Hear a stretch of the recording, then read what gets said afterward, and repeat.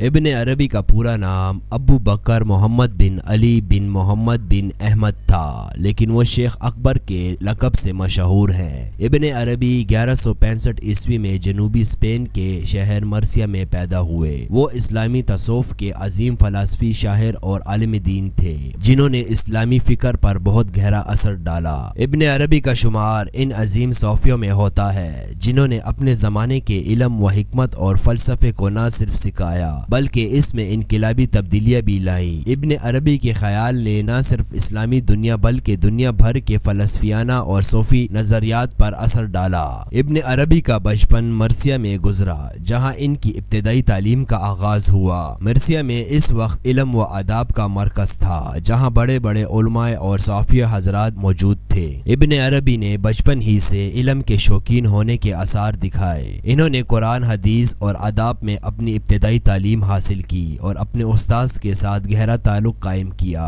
ابن عربی کی زندگی میں کئی ایسے واقعات پیش آئے جو ان کے روحانی سفر کی بنیاد بنے۔ ان کا پہلا روحانی تجربہ کم عمر میں ہوا جب انہوں نے خواب میں دیکھا کہ وہ روحانی مشکافے کے مقام پر پہنچ گئے ہیں۔ اس واقعے کے بعد ابن عربی نے اپنی زندگی کو تصوف اور روحانی ترقی کے لیے وقف کر دیا۔ ان کی ملاقات کئی عظیم صوفیوں حضرات سے ہوئی جن میں شیخ عبد القادر جیلانی رحمۃ اللہ علیہ اور ابن رشد جیسے نامور علماء شامل ہیں۔ ابن عربی نے اپنے خیالات کو تفصیل سے بیان کرنے کے لیے اپنی کتاب میں ان نظریات کی تشریح کی۔ ان کی سب سے مشہور کتاب الفتوحات المکیہ اور فقصوص الحکیم ہے جن میں انہوں نے اپنے فلسفیانہ اور روحانی تجربات کو بیان کیا۔ ابن عربی کے نظریے وحدت الوجود کے مطابق یہ دنیا اور اس کی ہر شے حقیقت میں ایک ہی ہے اور اللہ کا منظر ہے۔ ان کے نزدیک کائنات میں موجود ہر چیز ایک دوسرے سے جڑی ہوئی ہے اور سب کا اصل ایک ہی ہے۔ ان کا کہنا تھا کہ خدا ہر چیز میں موجود ہے لیکن اس کا مکمل فہم انسان کے لیے ممکن نہیں۔ ابن عربی نے نہ صرف فلسفیانہ اور صوفیانہ خیالات کو بیان کیا بلکہ اپنی شاعری میں موجود روحانی مضامین کو بھی جگہ دی۔ ان کی شاعری میں عشق حقیقی کا بیان ملتا ہے۔ ان کی شاعری کا مقصد انسان کو اپنے اصل اللہ کے قرب کی طرف مائل کرنا تھا۔ ان کی شاعری نے اسلامی ادب میں گہرا اثر ڈالا اور بعد میں صوفی شاعرہ کے لیے ایک مثال بن گئی۔ ابن عربی نے زندگی میں مختلف مقامات کا سفر کیا۔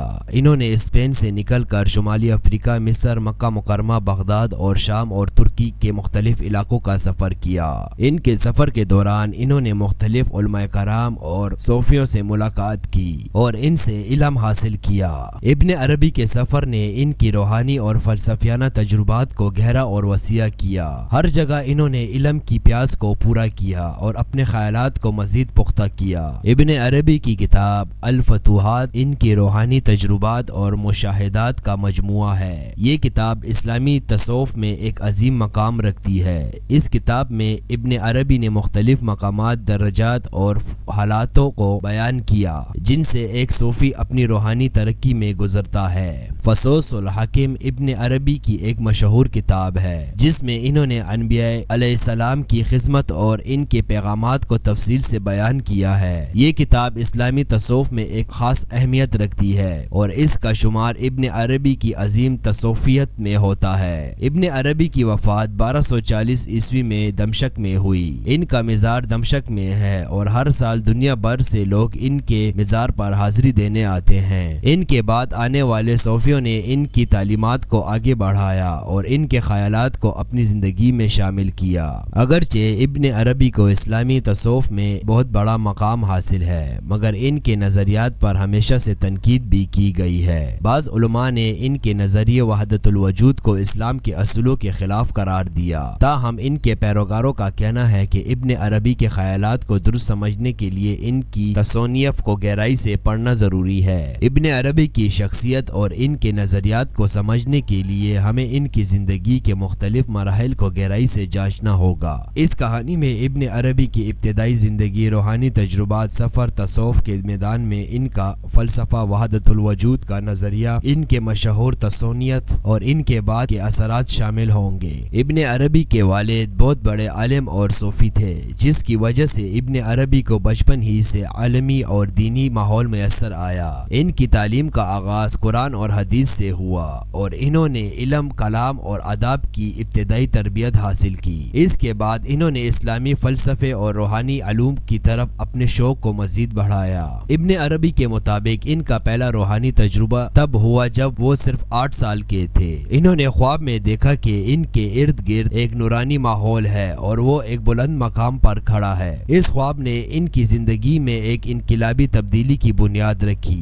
بعد میں انہوں نے اپنی زندگی کو اللہ کی معرفت کے اصول کے لیے وقف کر دی۔ ابن عربی کی زندگی میں کئی عظیم صوفی حضرات کا کردار رہا جنہوں نے ان کی رہنمائی کی۔ ان کے استاذ میں مشہور صوفی شیخ یوسف بن یعقوب اور شیخ عبداللہ بن حمیش شامل تھے۔ ان عظیم صوفیوں کی محبت میں ابن عربی نے تصوف کی گہرائیوں کو جانا اور سمجھا۔ ابن عربی نے اپنے سفر کے دوران شیخ عبد القادر جیلانی سے بھی ملاقات کی جنہوں نے ان کے روحانی سفر پر گہرا اثر ڈالا۔ جیلانی کی محبت میں انہوں نے اللہ کے قرب کے راستے کو اور بھی قریبی سے جانا اور وحدت الوجود کے نظریے کو پہلی بنیادیں اور ان کے دل میں قائم ہوئی۔ ابن عربی کے فلسفے تصوف کا اہم نقطہ وحدت الوجود ہے جس کے مطابق دنیا میں موجود ہر شے اللہ کی عکاسی ہے۔ ان کے نظریے کے مطابق اللہ تعالیٰ کی ذات ہی حقیقت کی اصل ہے اور کائنات کا ہر زیرو اور بے جان چیز ان کی ظاہری تجلیات ہے۔ وحدت الوجود کے فلسفے کے مطابق انسان کو اللہ سے محبت اور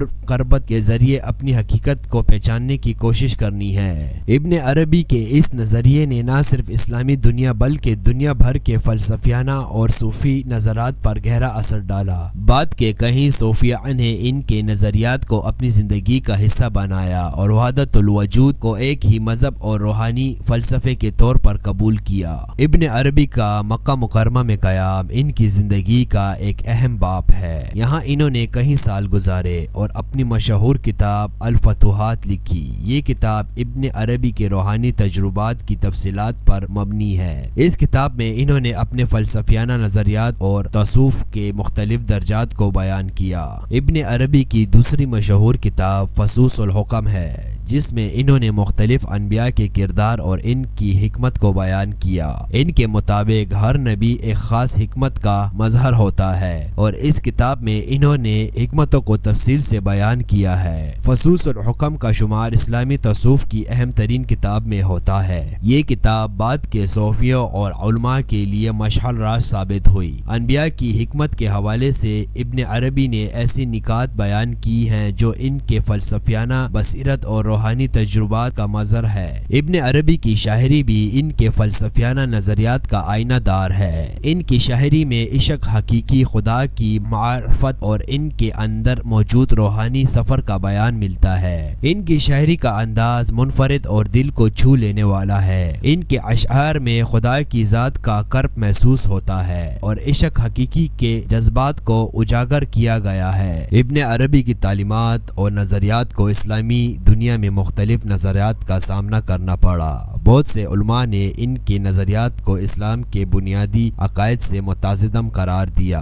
خاص طور پر ان کے نظریے وحدت الوجود پر شدید تنقید ہوئی۔ تاہم ان کے پیروکاروں کا ماننا ہے کہ ان کی تعلیمات کو سمجھنے کے لیے ایک گہری نظر اور خلوص دل سے مطالعہ کرنا ضروری ہے۔ ابن عربی کے پیروکاروں کا کہنا ہے کہ وحدت الوجود کا مطلب کفر یا شرک نہیں بلکہ یہ اللہ کے معرفت کے قریب ہونے کا ایک راستہ ہے۔ ان کے نظریات کا مقصد انسان کو اپنے خالق سے قریب کرنا اور اس کی محبت میں مبتلا کرنا ہے۔ ابن عربی کی وفات 1240 عیسوی میں دمشق میں ہوئی جہاں ان کا مزار آج بھی موجود ہے اور دنیا بھر سے لوگ وہاں حاضری دینے کے لیے آتے ہیں۔ ان کے بعد آنے والے صوفیوں نے ان کی تعلیمات کو آگے بڑھایا اور ان کے خیالات کو اپنی زندگی میں شامل کیا۔ ان کا ورثہ آج بھی زندہ ہے اور ان کی کتابیں اور نظریات اسلامی تصوف میں ایک اہم مقام رکھتی ہے۔ ابن عربی کے نظریات کا اثر نہ صرف اسلامی دنیا میں بلکہ دنیا بھر کے فلسفیانہ اور روحانی حلقوں میں بھی پایا جاتا ہے۔ انہوں نے اپنے علم، فلسفے اور روحانی بصیرت کے ذریعے انسانی ذہن کو نئی جہات سے رونماش کروایا اور ایک ایسا راستہ دکھایا جو عشق کے حقیقی کی منزل تک پہنچانے کے لیے انسان کی رہنمائی کرتا ہے۔ آج کے پیچیدہ اور متلاطم دور میں ابن عربی کی تعلیمات انسانیت کے لیے ایک پیغام کی حیثیت رکھتی ہے۔ ان کی تعلیمات میں انسان کے باطن کو جاننا، اللہ کے قریب ہونے اور دنیاوی اور مادنی زندگی سے دور ہو کر روحانیت کی طرف رجوع کرنے کرنے کا پیغام ہے۔ ابن عربی نے اپنی جوانی میں ہی روحانی تربیت حاصل کرنا شروع کی۔ ابتدا میں ان کے گھرانے نے ان کی رہنمائی کی، مگر جیسے جیسے ان کے خیالات میں گہرائی آئی ان کے لیے ایک انوکھا اور الگ راستہ چننا ضروری ہو گیا۔ ان کے خیالات روایتی اسلامی تعلیمات سے کچھ مختلف تھے، اور یہی وجہ تھی کہ بعض علماء نے ان کے نظریات کی مخالفت کی۔ ابن عربی نے اپنے فلسفیانہ خیالات کو برقرار رکھنے اور ان کو پیش کرنے کے لیے کئی مشکلات کا سامنا کیا۔ جب ابن عربی نے اپنے تصوف کے نظریات کو بیان کرنا شروع کیا تو کئی لوگوں نے ان کی باتوں کو غلط سمجھا اور ان پر کفر کا الزام عائد کیا، مگر ابن عربی اپنے مستقبل مزاجی سے اپنے راستے پر رہے اور اپنی باتوں کی وضاحت کرتے رہے۔ ان کے لیے یہ بات اہم تھی کہ اللہ کی معرفت اور عشق کے حقیقی کی جو حقیقت انہوں نے پائی وہ دنیا کے سامنے پیش کی جائے۔ ابن عربی کی زندگی میں کئی ایسے خواب اور الہامات بھی تھے جنہوں نے ان کے تصوف اور فلسفے کو مزید مضبوط کیا۔ ان کے مطابق یہ الہامات انہیں اللہ کی طرف سے عطا ہوتے تھے۔ ایک خواب میں انہوں نے پیغمبر مصطفیٰ صلی اللہ علیہ وآلہ وسلم کو دیکھا، جس میں انہیں تصوف کے راستے پر چلنے کی ہدایت کی گئی۔ اس خواب نے ان کی زندگی کو مکمل طور پر تبدیل کر دیا اور انہیں اپنی باقی زندگی کو تصوف کی خدمت میں وقف کر دیا۔ مکہ میں قیام کے دوران ابن عربی نے حضرت خدیجہ رضی اللہ عنہما کے مقام پر ایک ایسا الہام محسوس کیا جس میں انہوں نے یہ محسوس کیا کہ محبت حقیقی کا سر چشمہ اور اصل حقیقت اللہ تعالیٰ کی ذات ہے۔ اس الہام نے ان کی توصیف میں مزید گہرائی پیدا کی اور انہیں عشق حقیقی کے راستے پر مزید پہچان ہوئی۔ ابن عربی نے لاسنان یا کامل انسان کا تصور پیش کیا۔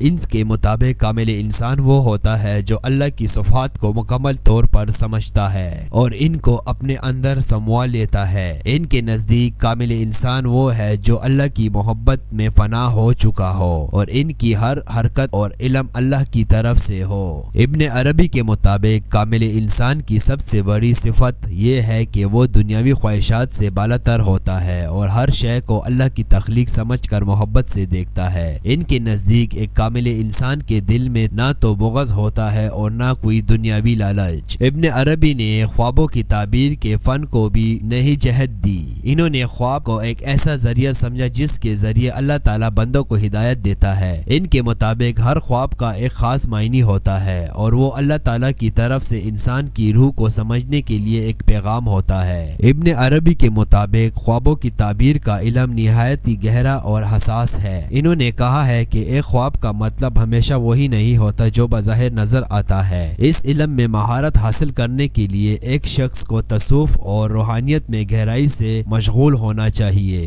ابن عربی نے محبت کے فلسفے کو ایک منفرد انداز میں پیش کیا۔ ان کے نزدیک محبت ہی وہی قوت ہے جو انسان کو اللہ کے قریب کرتی ہے۔ انہوں نے کہا ہے کہ حقیقی محبت وہ ہے جو انسان کو اللہ کے سوا ہر شے سے بے نیاز کر دیتی ہے۔ ان کے مطابق انسان کا عشق حقیقی تلاش میں بھٹکنا دراصل اللہ کی محبت تک پہنچنے کا سفر ہے۔ ابن عربی نے کہا ہے کہ دنیاوی محبت ایک عارضی چیز ہے اور یہ اس وقت تک باقی رہتی ہے جب تک انسان کا دل خدا کی محبت میں مکمل طور پر فنا نہیں ہو جاتا۔ ان کے نزدیک عشق حقیقی وہ ہے جو انسان کو اللہ کی معرفت کے طرف لے جاتی ہے اور ان کی ہر خواہش کو اللہ کی مرضی کے تابع بنا دیتی ہے۔ ابن عربی کے خیالات اور نظریات کا اثر ان کے زمانے سے لے کر آج تک صوفیہ اور فلاسفرز پر پڑتا ہے۔ بعد کے کئی بڑے صوفیوں نے ابن عربی کی تعلیمات سے متاثر ہو کر اپنے تصوف اور فلسفے کو ترقی دی، جن میں مولانا رومی، شیخ سعدی اور عبد الکریم جیلانی جیسے عظیم صوفیہ شامل ہیں۔ ان کی تعلیمات آج بھی اسلامی دنیا میں ایک مشعل راہ ہے اور ان کے پیروکار ان کے خیالات کو زندگی کے مختلف شعبوں میں لاگو کرتے ہیں۔